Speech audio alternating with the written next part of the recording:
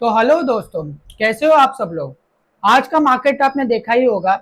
Morning में एक थोड़ा सा गैप अप ओपन हुआ और उसके बाद मार्केट एक फ्लैट लाइन की तरह चल रहा था।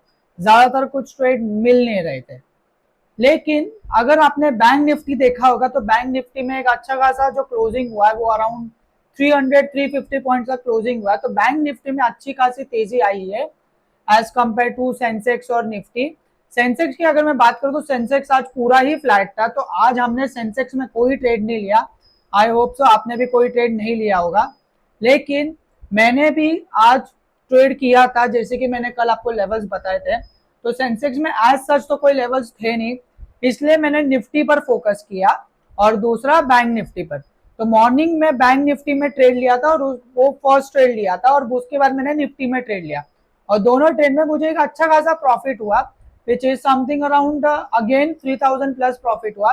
मैं आपको वापस ये कहना चाहूंगा, जो भी मैं आपको प्रॉफिट बता रहा हूँ इसमें आपको डिसिप्लिन रहना काफी ज्यादा इंपॉर्टेंट है।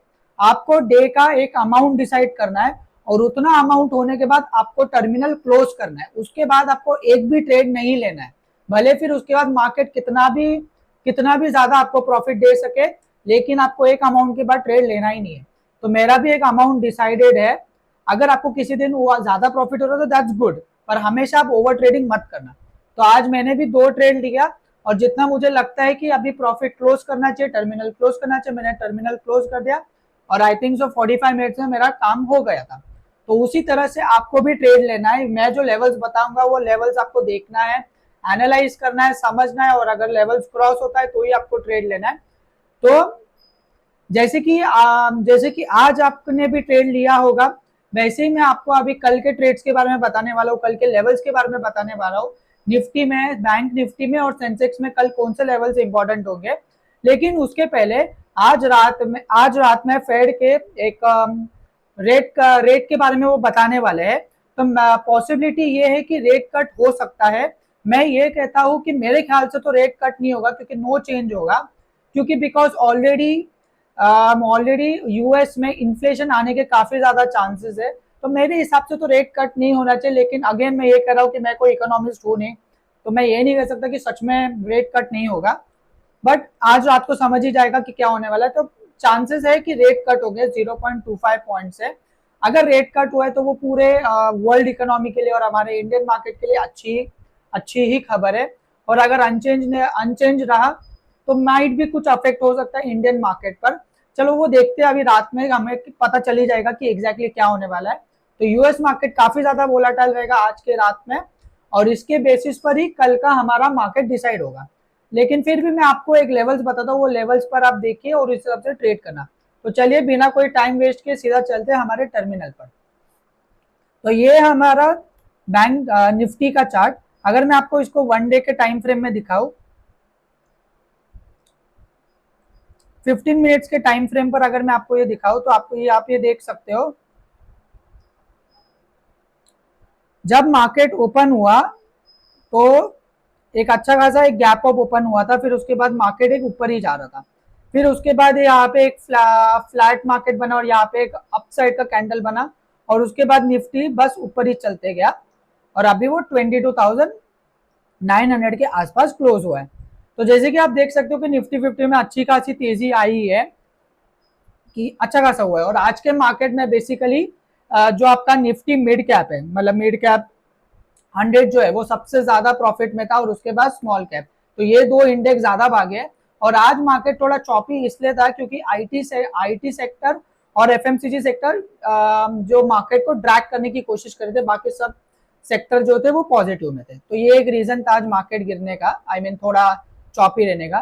तो चलिए एक स्मॉल 5 मिनट्स के टाइम फ्रेम पे देखते हैं कि कल कौन से लेवल्स इंपॉर्टेंट है।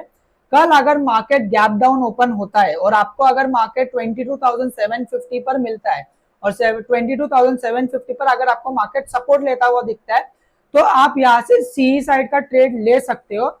ये जो मैं लेवल्स दे रहा हूँ, मैं वापस क्लैरिफाई करता हूँ, ये मैं जो लेवल्स दे रहा हूँ ये 100% कंफर्मेशन नहीं है, ये एक एनालिसिस है, ये एक डेटा पर एनालिसिस है। आपको आपके रिस्क के हिसाब से ही ट्रेड लेना, ये थंब रूल नहीं है कि 100% ये करेक्ट ही होगा। आपको रिस्क और रिवॉर्ड के रेशियो के हिसाब से आपको ट्रेड लेना है। तो अगर कल गैप डाउन ओपन होता है और 750 पर अगर आपको सपोर्ट मिलता है तो यहाँ से आप सी साइड का ट्रेड ले सकते हो, एक गुड पॉइंट्स का आप ट्रेड ले सकते हो। अगर मार्केट गैप अप ओपन होता है और 22,950 पर अगर वो रेजिस्टेंस दिखाता है, दैट मीन्स मार्केट वहां से रिवर्स होने का ट्राई करता है, तो आप 22,950 से आप एक पी साइड का ट्रेड ले सकते हो। अभी इसमें मैं ये लेवल्स नहीं बता सकता कि कौन से लेवल्स तक लेना है, क्योंकि जो अभी फेड रेट आएगा उसके बेसिस पर मार्केट कल काफी ज्यादा रिएक्ट करने वाला है। तो सिर्फ ये दो ही लेवल से जो इंपॉर्टेंट है, 22,750 पर आया तो वहां से आप सी साइड का ट्रेड ले सकते हो, 22,950 पर आया तो वहां से आप पी साइड का ट्रेड ले सकते हो। तो वैसे ही अभी हम बात करते हैं सेंसेक्स के बारे में। जैसे कि मैंने आपको सेंसेक्स में कहा था कि यहाँ पे देखो कि एज सच कुछ ट्रेडिंग हुआ ही नहीं है। एक सेकेंड, तो जैसे कि आप देख सकते हो 1 आवर के टाइम फ्रेम में, 1 आवर भी नहीं, आपको मैं एक 15 मिनट्स का टाइम फ्रेम बताता हूँ। 15 मिनट्स के टाइम फ्रेम में आपको मैं दिखाता हूँ कि देखो यहाँ पे एज सच कुछ ट्रेडिंग आया नहीं। सिर्फ मॉर्निंग में एक आपको गैप अप ओपनिंग मिला, उसके बाद पूरा मार्केट ये फ्लैट ही था और पूरा सेंसेक्स फ्लैट ही चल रहा था।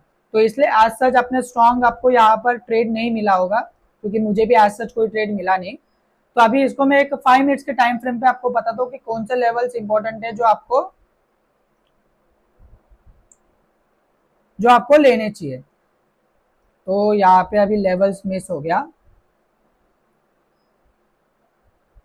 ठीक है, नो इश्यूज। तो मैं आपको निफ्टी के बारे में, निफ्टी बैंक के बारे में बताता हूँ। तो अगर मैं आपको निफ्टी के हिसाब से बताऊं तो निफ्टी में अगर आप देखोगे 15 मिनट्स के टाइम फ्रेम पर,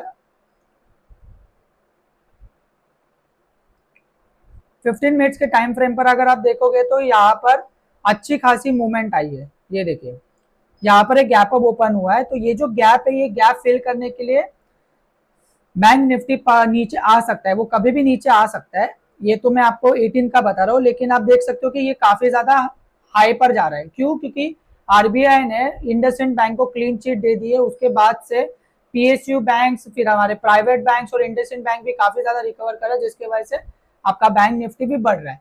तो मैं अगर आपको एक छोटे टाइम फ्रेम में बताऊं कल के लेवल्स, तो जैसे कि आप देख सकते हो कल के दो लेवल्स इंपॉर्टेंट है। अगर मार्केट गैप डाउन ओपन होता है और आपको 49,400 पर अगर आपको मार्केट मिलता है और वहां पे सपोर्ट दिखता है, तो आप वहां से सी साइड का ट्रेड ले सकते हो, जो आपको अगेन एक गुड पॉइंट्स के लिए मिल सकता है। और अगर मार्केट गैप अप ओपन होता है या तो मार्केट ऊपर की तरफ जाता है और 49,850 पर अगर आपको रेजिस्टेंस दिखाता है, दैट मीन्स मार्केट अगर रिवर्स हो रहा है, तो वहां से आपको पी साइड का ट्रेड लेना है अगेन एक फ्यू पॉइंट्स के लिए। तो ये बैंक निफ्टी में आपको दो लेवल्स इंपॉर्टेंट है। 49,400 पर अगर मार्केट आया तो आपको सी साइड का ट्रेड लेना है। 49,850 पर मार्केट गया और उधर से रिवर्स कर रहा है, रेजिस्टेंस दिखा रहा है, तो आपको पी साइड का ट्रेड लेना है। तो इसी तरह से कल के मार्केट में आपको बैंक निफ्टी, निफ्टी और सेंसेक्स मैं बता नहीं पाया क्योंकि वो इरेज हो गया। तो मैं आपको ये कमेंट सेक्शन में बता दूं कि कौन से लेवल्स इंपॉर्टेंट है। तो इसी तरह से आपको ये लेवल्स देखना है, जो लेवल्स ट्रिगर होगा उसी हिसाब से आपको सी और पी साइड का ट्रेड लेना है। और अगर आपको ये वीडियो पसंद आ रहा है और आपको ये इन्फॉर्मेटिव लग रहा है तो इस वीडियो को अपने दोस्तों के साथ शेयर करना। और आपको ऐसी अगर अपडेट्स चाहिए और अगर आप फर्स्ट टाइम मेरे चैनल पर आए हो तो मेरे चैनल को सब्सक्राइब करना मत भूलना और उसके साथ साथ बेल आइकन दबा दो ताकि कोई भी अपडेट्स आपसे मिस ना हो जाए। और इसी तरह से मैं आपके लिए हर रोज बैंक निफ्टी, निफ्टी और सेंसेक्स में आपको मार्केट प्रेडिक्शन देता रहूंगा ताकि आपको भी एक गुड ट्रेड्स की अपॉर्चुनिटी मिल सके। तो stay tuned on official trades sphere.